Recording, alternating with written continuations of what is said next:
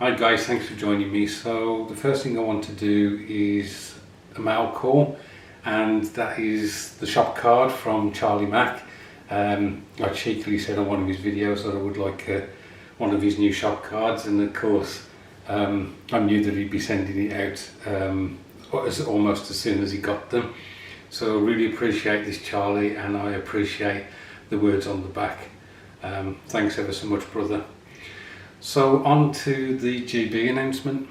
So I'm doing a build for the anniversary of D-Day. It's not a big anniversary, it's 78 years this coming Monday, and I don't know what triggered it, but I suddenly realised that the Battle of Midway 80th anniversary was today.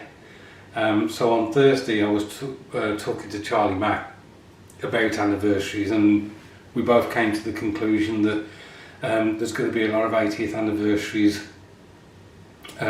for the Pacific War, and so what we wanted to try and do was get people who are interested in perhaps commemorating those anniversaries joining in on the group build. Now, as Charlie's already mentioned on his video, you can build, so this one for this year is obviously 1942 to 2022, and what we intend to do is 1943, 2023, 1944, 2024 and 1945, 2025. So what the idea is for this group build is that you can build any ship, submarine, a naval vessel. If you want to, you can build a troop transport, a tanker, even a cruise liner that's been converted into troop transport that took part in the operations in 1942. You can also build any tanks or whatever that were involved during 1942 in the Pacific War, and you can also build any car that was in production up to 1942. So if you wanted to, you could do a Model T Ford. And then what we'll do next year is exactly the same thing, but you can build anything that was around in 1943. So the idea is that you try and keep it date specific.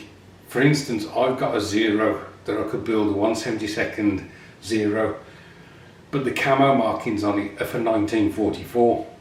So I wouldn't put that in this group build because it's not the right date. Does that sound a bit anal? I hope not. So for instance, you could build a Wildcat that was at Guadalcanal. I've got the Airfix one, 1/72, and it's got the markings for Guadalcanal, so I can build that for this GB. You know, battleships are possibly easier because I think most of the battleships that took part after Pearl Harbor, I don't think were any lost on the American side, any battleships. I'm not sure they were. Obviously on the Japanese side it's a bit different.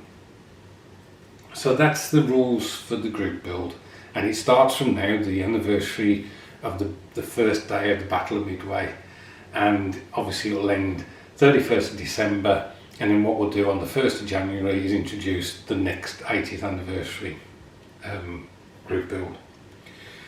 I just want to make a comment about the Union flag that I put on this banner, if you like. It's not necessarily a representation of British forces.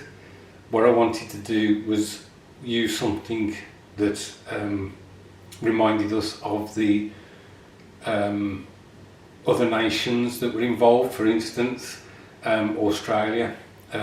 The Australian Navy were heavily involved. Australian infantry and whatever were heavily involved. So it's like United States and the other allies that took part in the Pacific War. All right, I'm not suggesting that it was Britain leading the way again. Right guys, I hope that's cleared everything up. I hope some of you will enjoy taking part in this.